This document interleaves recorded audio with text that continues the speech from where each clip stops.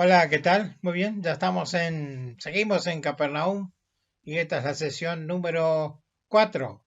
Como dijimos al principio, la ciudad de Jesús, que Jesús hizo su base de operaciones acá en esta ciudad. Vamos a varios eventos entonces que suceden en este lugar. Y aquí vamos a específicamente, en Marcos capítulo 1, versículo 21 a 28, y vamos a hacer la lectura del caso. Y entraron en Capernaum, y los días de reposo, entrando en la sinagoga, enseñaba. Tenemos el lugar entonces Capernaum, tenemos el día del reposo, el Shabbat, muy importante para los judíos. Y dice aquí, y se admiraban de su doctrina, porque les enseñaba como quien tiene autoridad y no como los escribas. Cuando dice se enseñaba, se admiraban de su doctrina, era de su docencia, de lo que él estaba en base a las escrituras, por supuesto, a la Torá que vemos ahí en la imagen que está desplegada, y entonces él podía hablar. Jesús ha llegado a la sinagoga y es reconocido como maestro, si bien no tiene una formación técnica, digamos así, pero sí se lo reconoce como maestro y autorizado para disertar sobre las escrituras. Esto es muy importante, es como quien en la iglesia, a ver, deja que alguien dé un mensaje a la congregación. Este es el equivalente en esta época de Jesús. Aquí tenemos la sinagoga de Capernaum. Hay rescate arqueológico de este pueblo, se sabe exactamente dónde estaba y quedan estos restos. Si bien es la sinagoga de ese lugar, no es específicamente la que estaba Jesús. Esta es una construida a posteriori. Pero miremos otra imagen que nos va a aclarar un punto muy importante. Este es el cartel que ustedes están viendo que está ahí sobre la derecha y dice Sinagoga Blanca. Obviamente se refiere a esta que ven ustedes acá, ¿no? Es la sinagoga blanca, entonces, del siglo IV después de Cristo, y fue construido sobre los restos de la sinagoga de Jesús. Ahí vemos entonces los cimientos. Estos es el basalto negro del cual ya hemos mencionado anteriormente. Todas las construcciones son de basalto negro y estas son las paredes, o los cimientos en realidad, originales de la época de Jesús. Después, cuando construyeron en el siglo IV, hicieron de otras piedras, como ven ustedes ahí, similares a la piedra arenisca, de ese color tan particular que también uno lo puede ver en el templo, por ejemplo, en Jerusalén. Este cimiento, vamos a ver después, más adelante en otra narración, en otro día. La sinagoga fue colaboración económica del centurión de la zona. Así que las piedras están hablando y mucho aquí en este lugar. Y entonces, pero seguimos la lectura bíblica. Pero había en la sinagoga de ellos un hombre con el espíritu inmundo que dio voces, diciendo, ¿qué tienes con nosotros? Fíjense el plural, ¿no? Es una persona, pero aquí son los espíritus que están hablando, que tienes con nosotros, son varios. ¿Se acuerdan aquel que dice, me llamo Legión, porque eran tantos que estaban metidos? ¿Qué tienes con nosotros, Jesús Nazareno? ¿Has venido para destruirnos? Sé quién eres, el Santo de Dios. Fíjense lo que dice este espíritu en el medio de la disertación, vamos a decir, en el medio de la reunión se para uno y empieza a decir este tipo de cosas. Pero Jesús le reprendió diciendo, cállate y sal de él. Se refiere al espíritu. Y el espíritu inmundo, sacudiéndole con violencia y clamando a gran voz, salió de él. ¿Se imaginan ese espectáculo impresionante en plena reunión, digamos, tranquila de escuchar disertar sobre la palabra de Dios? Y todos se asombraron de tal manera que discutían entre sí diciendo, ¿qué es esto? ¿Qué nueva doctrina es esta? ¿Qué nueva experiencia hay acá? Que con autoridad manda aún a los espíritus inmundos y le obedecen. Una cosa era escuchar la disertación sobre los pasajes de la Torá, otra cosa era ver en vivo una circunstancia tan impresionante. Y muy pronto se difundió su fama por toda la provincia de Galilea. Aquí vemos entonces cómo Capernaum es una de las ciudades muy importantes ahí, pero se empieza a extender su fama por toda la provincia de Galilea, que era la Galilea de los gentiles. Entonces, aquí amerita entonces algunas palabras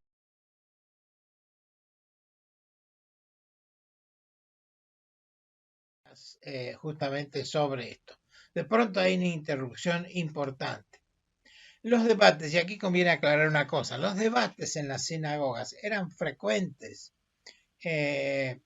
Eran los fariseos y saduceos, eran expertos debatólogos, digamos así, podían debatir, le gustaba esto, discutir. Recuerden que el apóstol Pablo, el fariseo, tiene una habilidad impresionante para debatir.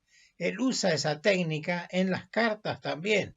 Cuando él dice, seguramente piensan tal cosa, ¿y qué pasa si dicen tal otra? Entonces, esto era frecuente y formaba parte de la metodología del culto. Esto no existe, no existe hoy en día, como tampoco esa gestión que hace Jesús de echar demonios así. Este es un tema que es de esa época y quedó eso ahí en la historia. Nosotros recurrimos a otras cosas, podríamos decir, y tampoco entramos en debates públicos, al menos durante la reunión.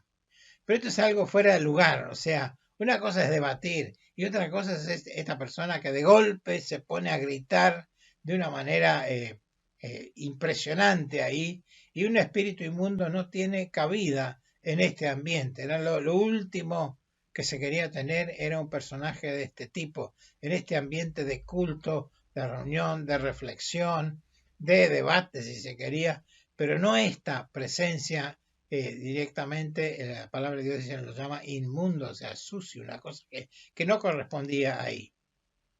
Jesús no contesta, ¿sí?, sino reprende enérgicamente, no al hombre, sino al espíritu.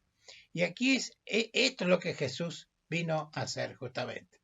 Ha venido para hacer derrotar a Satanás y sus secuaces, estos espíritus inmundos.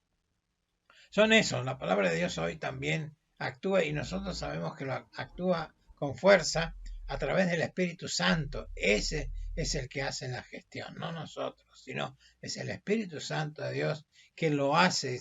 Es como si fuera la presencia de Jesús, solo que Jesús era físico y la presencia del Espíritu Santo es una presencia espiritual, una presencia no visible, pero sigue con la misma gesta en contra de Satanás y todos sus secuaces. El incidente es muy importante porque revela lo que Jesús justamente quiere hacer, salvar al hombre librándolo del pecado. Este concepto es muy importante porque es la persona y está encajada con el pecado. Jesús libera, saca el pecado del hombre, dejando a la persona. Lo hemos dicho también en otras oportunidades, pero Jesús es el que separa la enfermedad de la persona, pero también tiene la habilidad, la posibilidad, el poder, vamos a decir, de separar el pecado de la persona. Y aquí entonces Jesús es reconocido no solo como maestro, sino también como Señor. Esto lo vemos varias veces, lo podemos ver después con Pedro y los pescadores, que ellos lo conocen como maestro. Aquí vimos que Jesús pudo hablar porque era reconocido como maestro, pero también Pedro mismo se inclinó ante Jesús y le dijo Señor. O sea, una cosa es, conocer o ser maestro, digamos, en una palabra, y que el Señor de alguna manera sea nuestro enseñador, nuestro docente, nuestro maestro. Pero otra cosa es ser Señor, ¿sí?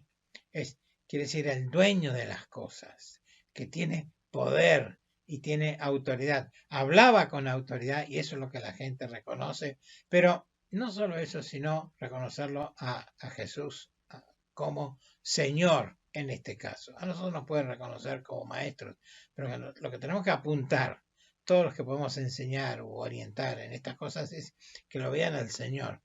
A Dios, que vean al Señor Jesucristo, a Cristo, quien realmente es quien tiene poder y quien realmente transforma las vidas. Jesús en el hogar. Vamos a un segundo incidente, que es a continuación nomás de lo que ya vimos prácticamente. Y dice así la palabra de Dios: vino Jesús a casa de Pedro y vio a la suegra de este postrada en cama con fiebre.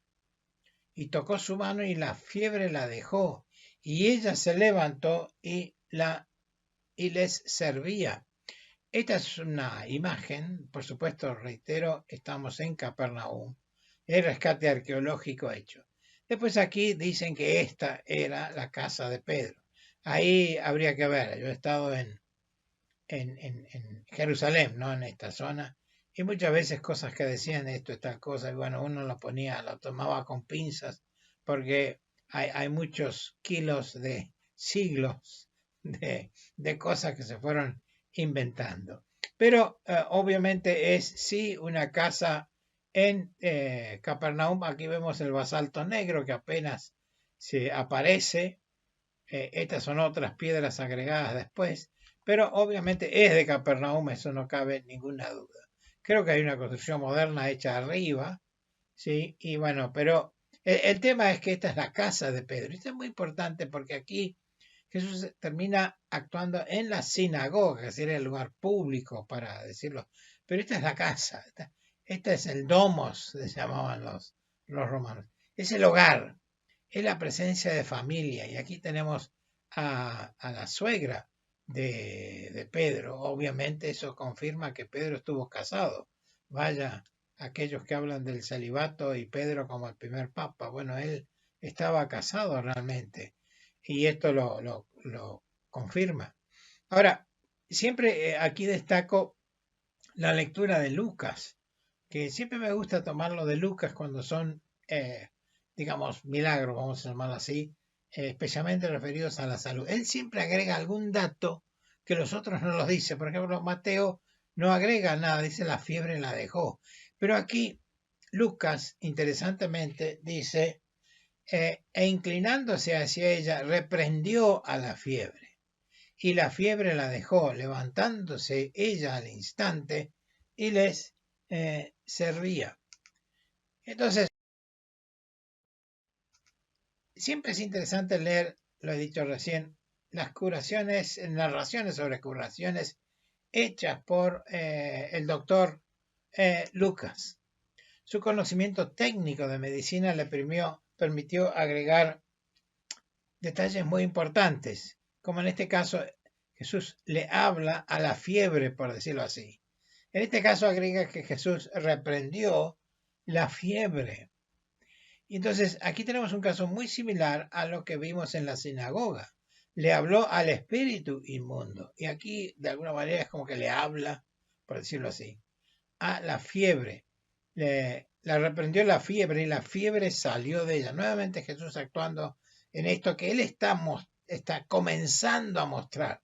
Recordemos que por eso es importante Capernaum, porque es donde Jesús empieza a mostrar qué es lo que él quiere hacer en un mundo que, especialmente en una zona, que era muy descreída, no estábamos muy metidos en la cosa espiritual, religiosa. Lo único que querían era tener buenas empresas, ganar buen dinero, cobrar buenos impuestos, como lo vemos a Mateo, por ejemplo. Pero la parte espiritual es como que no estaba. Y aquí Jesús empieza en sus pasos que él da, primeros pasos, podemos decir, él da, entonces está demostrando claramente este principio muy importante. Y la suegra, es interesante este concepto, ¿no? Obviamente Pedro estaba casado y la mamá. Ahora, la señora esta sería realmente una persona muy especial. ¿Se imagina tener como yerno a Pedro? Era un personaje de aquellos, ¿no? Y, eh, y una mujer de esas que todo tiene que estar brillando, ¿no? Todo tiene que estar perfectamente en orden, porque dice, ni bien se siente restaurada, ya les comenzó a servir. Es una mujer excepcional. Sería lindo hacer todo un tema nomás con el tema de la suegra de Pedro. Imaginarlos un poco cómo sería tener a Pedro como yerno y todo lo demás. Y esta hermosa mujer, muy hacendosa, muy trabajadora, y que, pobrecita, se imaginan que le habrán dicho, viene Jesús y viene, en fin, los discípulos también estarían ahí, y ella desesperada porque no los podía atender como la gente. Jesús se da cuenta de eso, ¿sí? Se da cuenta que la pobre mujer está como ay, ay, ay, y enseguida ya se pone a servirles. Un hogar al servicio del Señor. Esta es la última imagen para algunas reflexiones. Y porque dice, inclusive cuando llegó la noche, trajeron a él muchos endemoniados. Empezamos con uno, ahora tenemos un montón. Y con la palabra echó fuera a los demonios. Qué hermoso, ¿no? Nosotros no hace falta que tengamos ninguna cosa muy espectacular para estas cosas, si no tenemos la palabra de Dios. Por eso lo que nosotros podemos hacer no es nuevas revelaciones, ni nuevas cosas, ni nada por el estilo. Tenemos la palabra de Dios. ¿Qué más queremos? ¿Tá? Entonces, porque así hizo Jesús con la palabra y sanó a todos los enfermos para que se cumpliese lo dicho por el profeta Isaías. Qué hermosa esta reflexión de la antigüedad, cuando dijo, Él mismo tomó nuestras enfermedades y llevó nuestras dolencias. A ver, está bien, el demonio se separó del hombre.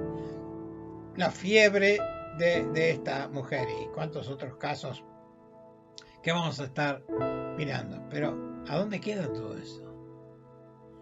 Jesús tomó nuestras enfermedades y nuestras dolencias. Alguien tiene que cargar con eso. No es que desaparecen, cargan. Dice, Dios cargó en él el pecado de todos nosotros. Por eso Jesús puede separar el pecado del hombre. Pero ¿y dónde queda eso? Lo tomó él. Y eso es increíblemente valioso. Entender eso, aceptarlo en el corazón y en la razón, darnos cuenta, por decirlo así, de esta gestión. Y Jesús enfatiza esto en estos tiempos donde Él comienza esta tarea tan impresionante que es el mandato del Padre le ha dado para que Él en 3 años y medio cambie el mundo.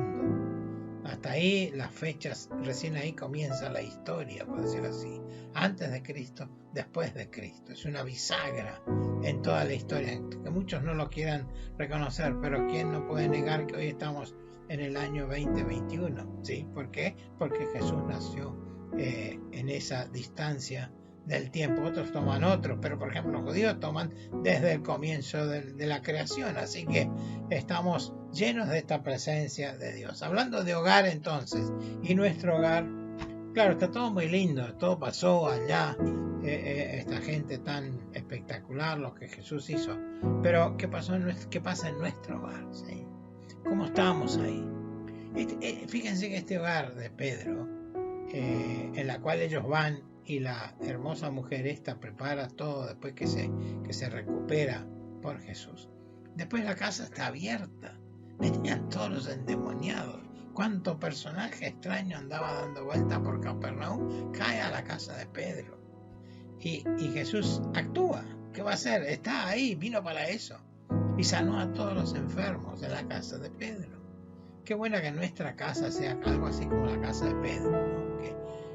A ver, que el Señor entre y alguno está con fiebre, uno no está demasiado bien, el otro algo le pasa, qué sé yo.